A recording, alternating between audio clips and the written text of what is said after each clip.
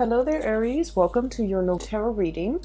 So, when I was shuffling out the spread, I saw two images for you, and I'm not sure which one comes first, but they're definitely related. So I'm just going to relay those images to you, and then we'll go over the spread, okay? So the first thing that I saw, which was pretty amazing, was you're at a scene at a circus, okay? And there is a big cannon, and this was back in the days where they shoot people out of cannons. And there's this little boy. He looks really, really young, and he had like a superhero cape, a red cape on, and like, a Speedo outfit. And he's getting into the mouth of the cannon. Someone shoots him off, and then he kind of rolls up into a ball, and then he rolls a vast distance, and he lands on a net, and then he stands up, and the crowd cheers. Okay, so that's the first image that I saw. The second image that I saw, and I think it should have gone first, but I saw this monk. He looks like a medieval monk, and you know how back in the days, if you look at images and drawings from the medieval time period, the monks, their heads are bald, but they have like hair that's growing on the side, okay? So he's like a medieval monk in this really dark castle in his study, and it's really dark outside. You can see the moon, and you can see the steeple in the chapel, like outside the window. It's really dark. He's reading, poring over many, many, many books by candlelight.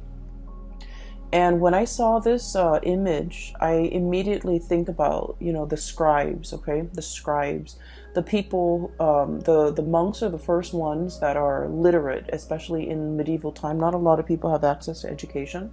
So they're the ones that keep ledgers. They're the ones that are really incredibly educated. They know letters. They write down like, they keep inventory, keep ledgers, but they also write down like the daily activities as to what happened today. And they're pretty much the first people that keep like a written history of things that have unfolded. Okay, so I feel like this guy, he's in his study by candlelight, obsessively poring over, looking through, researching, and trying to find something. Okay, so he was like very, very adamant about trying to find something. So those are the two images that I saw.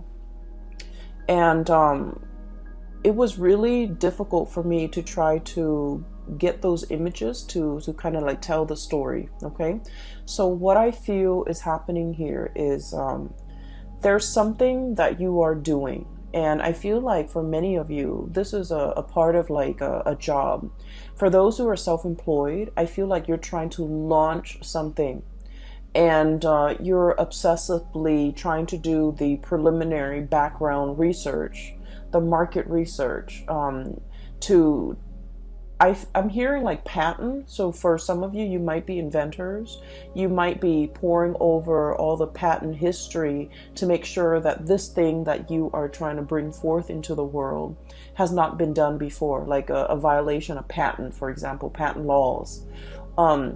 And then I feel like for others of you, especially if you're not self-employed, you're working for other people, I feel like you're trying to look into the regulations, the rules and the regulations as to how something was done in the past, and then you're trying to bend the rules, okay? I feel like there's something here about not wanting to follow what was done in the past, wanting to trailblaze, wanting to create your own path.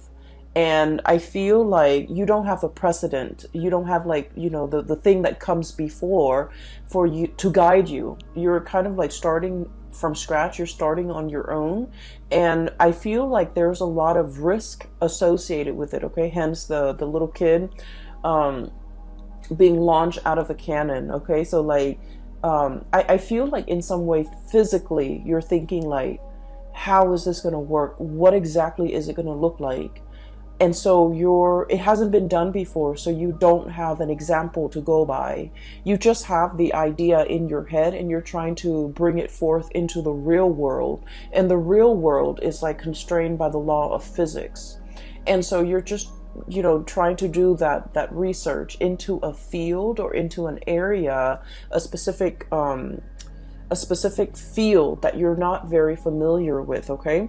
And so I feel for many of you, this is like a very huge new undertaking that you're planning to start off, and you feel that it's going to have like a tremendous yield, either financially, monetarily, or just, it's something that you feel that needs to be done, and you're the person that wants to lay out the preliminary groundwork for this, okay? So this is like a huge undertaking that you're kind of like a responsibility that you're taking on, mainly because I do feel for many of you, normally you don't have the patience to kind of like, do the research, sit there and pore over volumes and volumes of things to dictate how this is going to happen. But for some reason, for some of you, you might be personally invested in it, or you might feel like, no, this is the right thing to do. I want to do it right, or I want to do this for somebody. There's like an emotional connection, or like an emotional reason why you want to do it. For others of you, you're like somehow invested in it, where you're just like, no, this is something that needs to be done because it's going to lay the groundwork for what's to come, and I want to lay the groundwork in the direction that I want to see things happen in the future, okay? I do sense we have here the Judgment card and the Justice card, okay? So this deals heavily with legality. The Justice card, this is about weighing out the pros and cons, okay? What is right morally, ethically, versus what is right like internally. And then we have here the Judgment card as well. Light bulb moment, okay? Some major idea that you are trying to bring forth into the world. It's almost like I'm getting a very strong like Aquarian, influence here, where you're like so ahead of your time. You have these ideas swirling in your head, and I feel like you're trying to conceptualize it. You're trying to make sense of it. You're trying to like sort out these creative ideas, put them into little neat boxes so that you can understand exactly what you are trying to work with.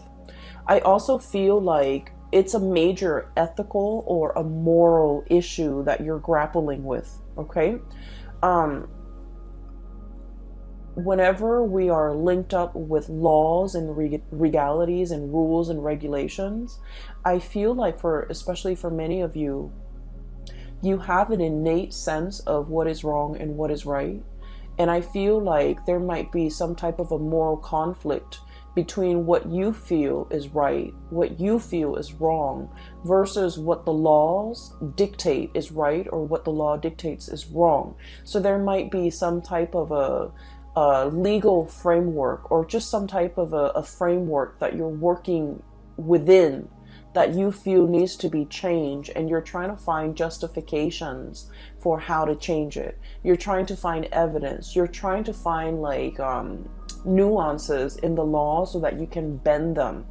And I feel like you're doing this because internally you're driven by your own sense of what's right and what's wrong. And so you're trying to, shape it or fashion it in a manner that speaks to you. So I feel like for many of you, there might be a situation in a work environment where you're just like, this is not fair. This on paper, it says this, but in my mind, in my head, in my heart, it feels wrong. And so you're trying to, find a way to get around it, is what I'm sensing. Okay. So this is coming in really, really strongly. And then going to the second image, this is what I'm sensing here, is there's a situation where, once again, you're trying to bring things forth into the world. It requires a lot of background research from your side. And the more that you read, the more ideas come to mind. But I feel like there isn't like a running thread to string all of these ideas together. And so in that way, you might feel like you're kind of ill-prepared to make the connections, to make the dots, to connect the dots in some fashion. And you also feel like you might need to speak to a specialist. You might need some type of an expert in their field in order to help you, in order to conceptualize, not only conceptualize, but like to draw out how it's going to be implemented or how it's going to be made in the real world. Okay, and I feel like there's somebody coming in, someone who's an expert in their field. We have here the Queen of Swords. I usually think of this as someone who is super rational, okay?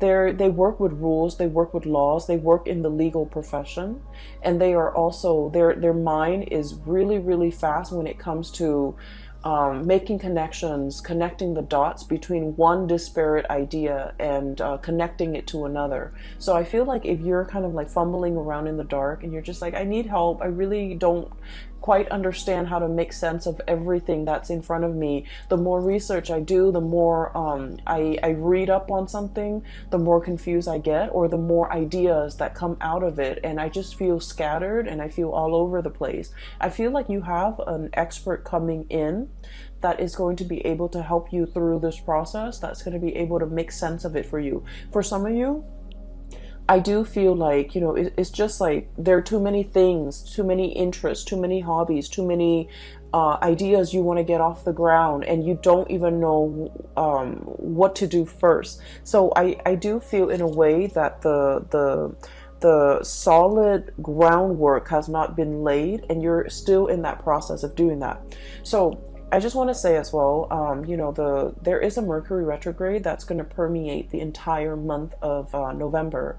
It starts on the 31st of October, and we're going to be in the Mercury retrograde period for about 3 weeks of November, and the last week is pretty much the shadow period. So this is a time to really lay that foundation, lay that groundwork, do the preliminary research, make sure there's no holes in your theories, and make sure that everything is done. And I keep hearing like conceptualize.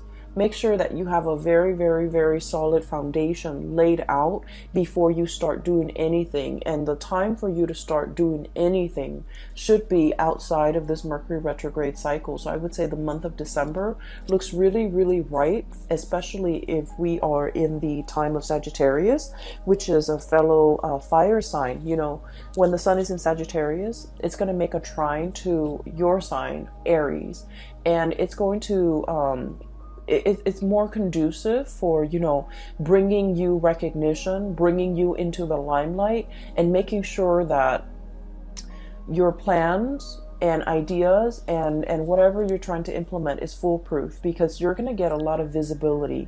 And so I feel like the month of November is not really the time to draw attention to yourself because of the Mercury retrograde period. It is time for you to kind of lay low, pour things over, understand things, read up on things, do the preliminary research, have all those ideas floating around. You don't need to string them into any type of a coherent thought. You just need to, you know, take them into account, but don't implement anything until the month of December. So I hope that makes sense, because if things are not laid out well and thought about well, and, you know, I want to say, if they're not done well, by the month of December, when the limelight is on you, or when the spotlight is on you, that's when, you know, all the holes in your theories will start to show. Okay, I'm seeing that it's like light streaming through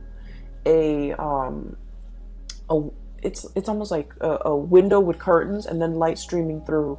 If there are holes in the curtains, you're going to start to see those holes cast a shadow, and you're going to start to see the light.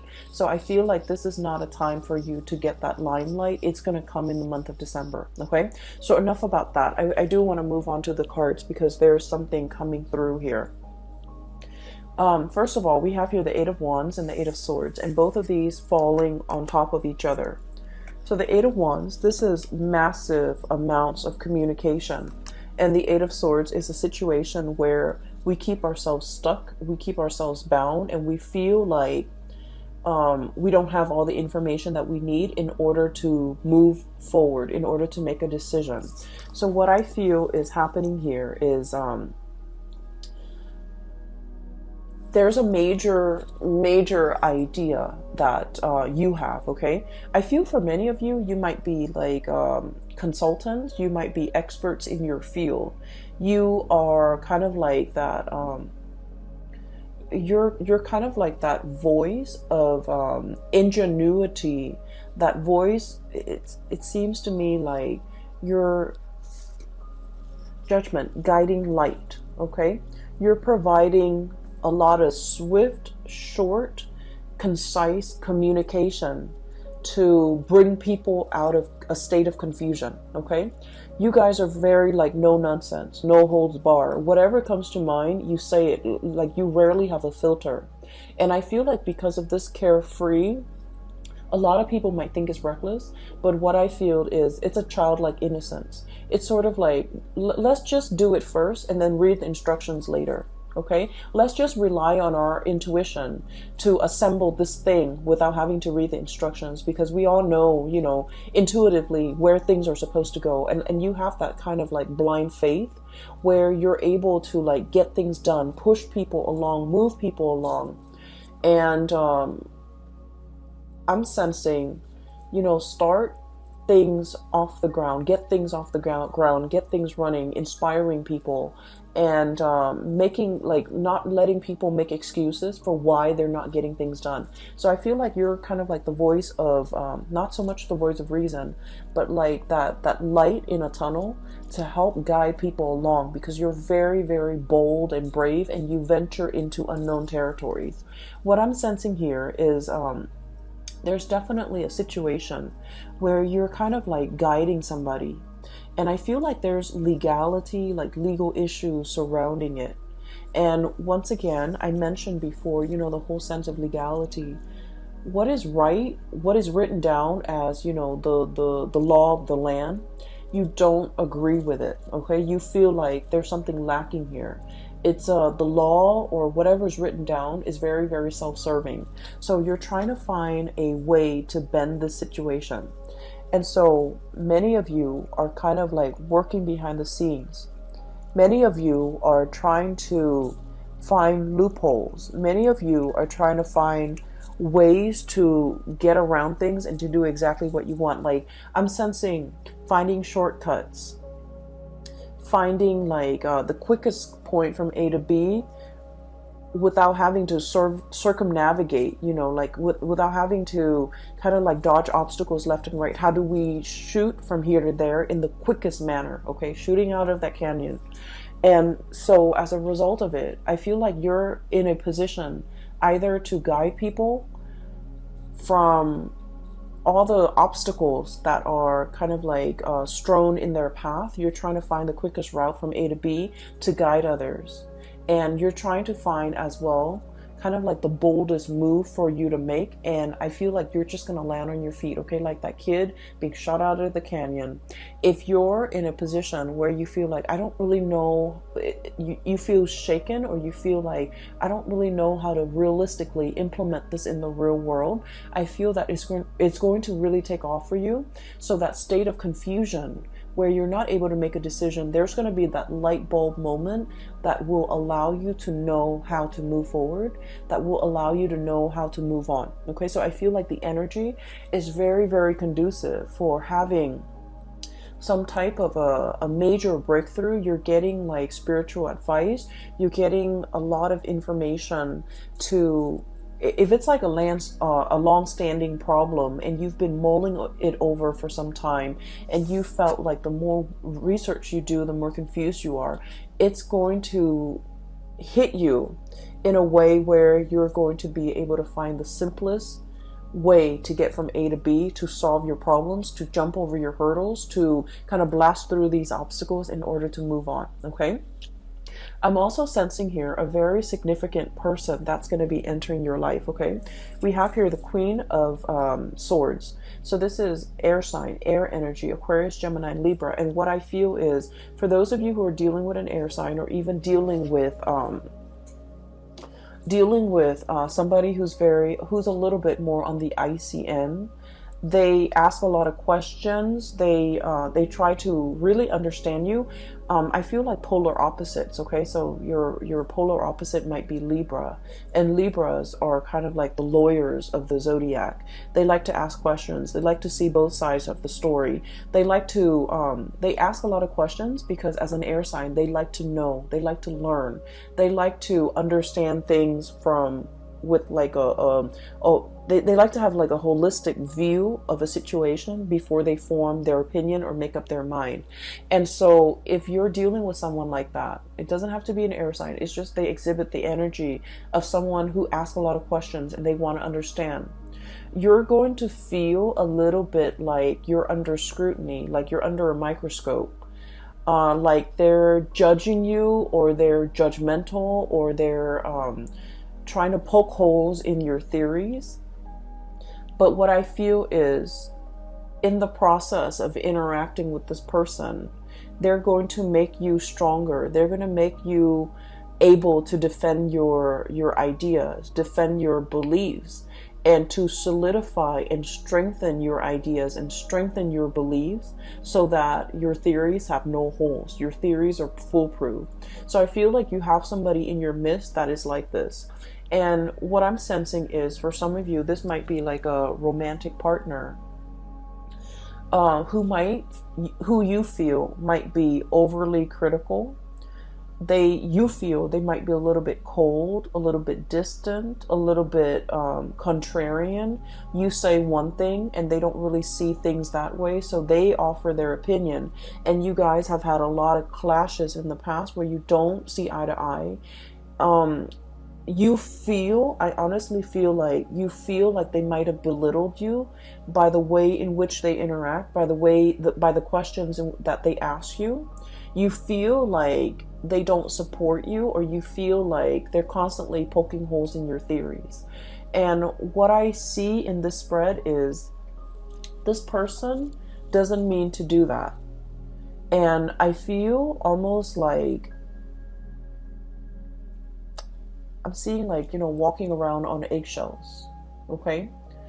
I feel like you felt a little bit judged. You felt a little bit like you couldn't be yourself. You felt uncomfortable, and you didn't understand why. You felt like they didn't trust you, or you felt like they just they shoot down your ideas. You felt very unsupported. Okay. And so I feel like this wasn't like an easy relationship. For some of you, this could be, I definitely feel a very strong love connection. So it could be like a love interest, a love partner, or even like a family member that you, for whatever reason, you really wanted to please this person. Okay. And I'm also sensing it's somebody that you hold in high regards. Okay. They're on a pedestal. They're on the scale here. That you hold them in really high regards, and for whatever reason, you are very eager to please this person. You really like this person. They don't mean to be harsh. They don't mean to make you feel like they're poking holes in your theories.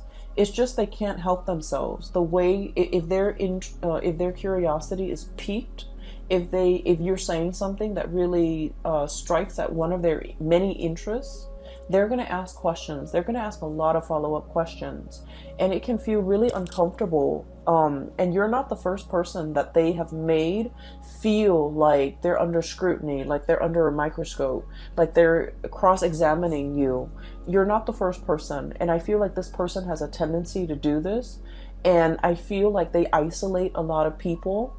They might have isolated friends because of their behavior. So I'm sensing here a person that doesn't mean it. They don't mean any harm, and they don't understand how they come across, and they don't understand how harsh they are with their words and their judgment, and they don't understand that people feel judged or feels that they're too judgmental, and people feel uncomfortable in their presence. Okay, so I feel like you're dealing with a situation like that, where somebody might be asking you, and they're asking you so that they can understand where you're coming from, so that they can understand your ideas. And So, you know, let your guard down definitely when you are interacting with this person, because I feel like they mean no harm, okay? When we're coming from a space, anytime we're coming from a space where we are constantly questioning somebody else's motives, Three of Cups, this is a celebratory card, an exchange of communication, ideas, getting together, having a really, really good time. And you have this, you know, a flow, a really soft, I want to say soft flow of energy. And then there's like, you know, mutual exchange, right? Of ideas, of energy, of support. And then all of a sudden this person comes into the picture and they're kind of icy and rational and just, you know, stone face, poker face. So you don't really know where they're coming from. So I feel like, you know, they have a habit of doing this and they're not really aware of it. And so anytime that we have an interaction with another person, we just need to take everything at face value, because I feel like the minute somebody feels like, you know, like a perceived slight, or you get a perception that someone is like negative or trying to shoot down your plans, the minute we get defensive in a social interaction, that's when we kind of like imagine things or energies that are not there. So I feel like in this situation, it is best to let our walls down. If they ask questions, just answer their questions. And I feel like it's going to create a more even flow of energy, okay? For some of you, you have somebody in your vicinity where there were like a lot of communication, like we have here, you know, arrows of love, a lot of communication happening all at the same time, and things are great. And then you go through a period where there's like zero communication, Eight of Swords, being stuck in a prison of swords, and you're just like, what just happened? Which way do I go? So I feel like you're dealing with someone who you feel is blowing very, very, very hot and cold. You don't know from one day to the next where you stand with them. I keep hearing bipolar.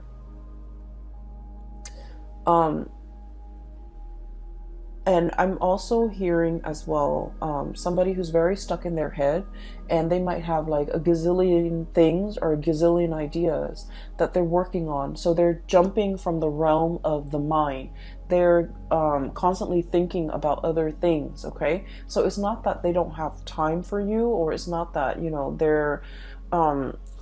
I feel like they're very, very busy, and I know that sounds terrible. There's no excuse. You know, if you really want to make something happen, if you really want to reach out, if you want to prioritize a communication or a specific person in your life, being busy is no excuse. We find time for things and for people that matter. But I feel like there's like periods of like a lot of heavy communication with this person, and then you go through a drought, and then they come back, and then there's a lot of heavy communication, and you're just never sure where you stand with this person, and you're frustrated. And I feel like you're thinking about the worst. You're thinking about like worst case scenario. They're probably talking to other people. They have a lot of other options. They have a lot of other people in their mind. And I feel for many of you, you might retaliate by, you know, going out a lot, you know, trying to meet other people. And so when you're going through that period of drought and there's no communication from the other person, you are waiting on the communication, but at the same time, you're just like, you know, I do see like a retaliation where if there's no communication, you draw your attention elsewhere. And so I just feel like the other person has a lot of things on their plate. And once again, I'm not saying like it's an excuse, but I do feel like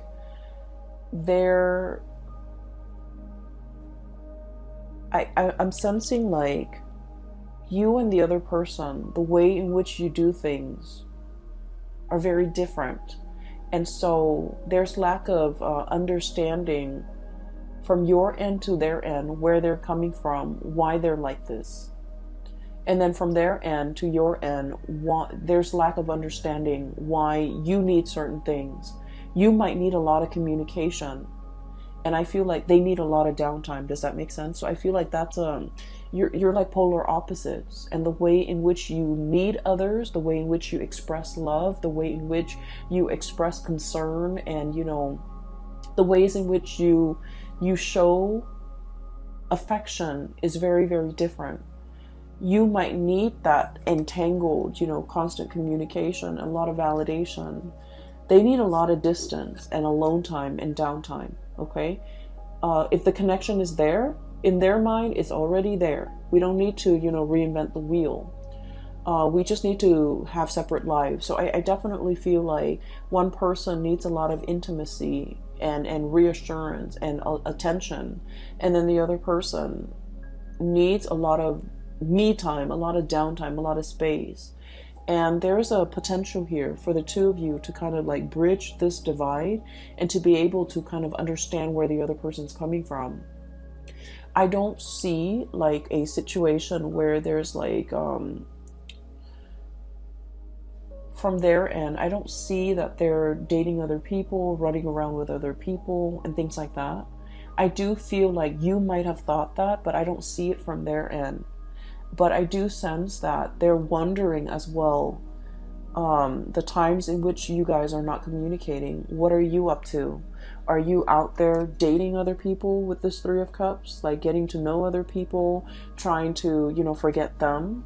And then we also have here the Nine of Cups, being comfortable and happy and satiated on your own, not needing them and, living your life. So I feel like there's a potential here for like a lot of misunderstanding between you and another person. If that has been the case in the past, there's a coming together, a reckoning, communication, things being revived, okay? And then I also feel they're coming back in, wanting to communicate. Queen of Swords, Nine of Cups, wanting to communicate, wanting to, understand where you're at. And the blue color is coming out very strongly here, which in the blue eyes and the blue color, I do feel like you want them to see, okay? You want them to see that you're okay without them, that you're happy without them. But once again, I feel like this person means a lot to you and you want that validation from them. You want to see. So if this has been somebody that has kind of like left you high and dry in the past, I feel like a part of you really wants to show them, really wants them to see that you're okay, you're happy, you're dating, your social life is really thriving and taking off, or your dating life is really thriving and taking off. Like you want to see. Some of you might be posting on social media, posting like, that you're out and about, you're having a good time, you're enjoying the single life, if this is an ex. And then I definitely feel like, they're thinking about you. They're trying to access you, access the photos, access the information. They're definitely physically seeing to make sense of it. Okay, so I do see a tit for tat retaliatory type of an energy here where you want somebody to see that you're doing well, that you're doing fine, that you're happy. But once again, it still points me to the fact that you are wanting some type of validation from this person, okay? If it is an ex, I feel like it's going to be the end of it. If it is an ex and you just feel like you go through periods where you hear nothing from them and then they come back in expecting everything to be okay. What I have is a stoppage in communication, Four of Swords. This is taking a break. And then we have the Five of Swords, and I usually think of this as like mincing, dicing something to kind of like cut it up into little pieces. It's like, I no longer need this connection. I no longer need this communication. I've been waiting for so long. It's finally coming in at a point where I'm at peace with myself. I'm happy and I'm doing really well. So I don't need it. So I feel like many of you will be in a position where you get to kind of like give this person a piece of your mind. Like, I don't need you. I'm doing okay on my own. I am very, very satiated and incredibly happy. And so I don't need the crumbs and, all of this that you're bringing into the picture. But then on the other hand, I do feel like many of you, you're dealing with somebody where there is a lot of misunderstanding. What they need and what you need are totally different things. You might want to be the one, you know, going out, having fun, wanting to be the life of the party. And the other person, they crave a more peaceful, a quieter existence. And I feel like there will be like a bridging of the gap where the two of you will kind of like meet in the middle and try to, I want to say like compromise, okay? Like compromise. So I'm getting a very strong polar opposite here. And once again, your polar opposite is Libra. Libra is coming out very strongly in this spread. So for just a warning, for those of you who are dealing with a Libran person, I do sense there's a lot of misunderstanding, and I would just urge you to kind of, you know, slip yourself in their shoes to really understand and mull over and think about what they have said to you in the past, because I feel like you guys are talking over one another. You're speaking from here, they're here, and then the it's like, you know, the two shall never meet. So I feel like there's a lot of potential for misunderstanding.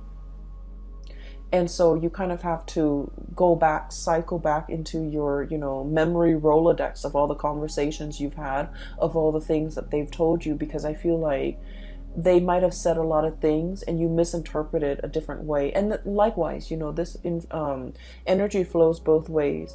You might have said things that they have completely misinterpreted. And so I feel like there's a definitely miscommunication that can be fixed, and the distance can be bridged between you and this person, okay?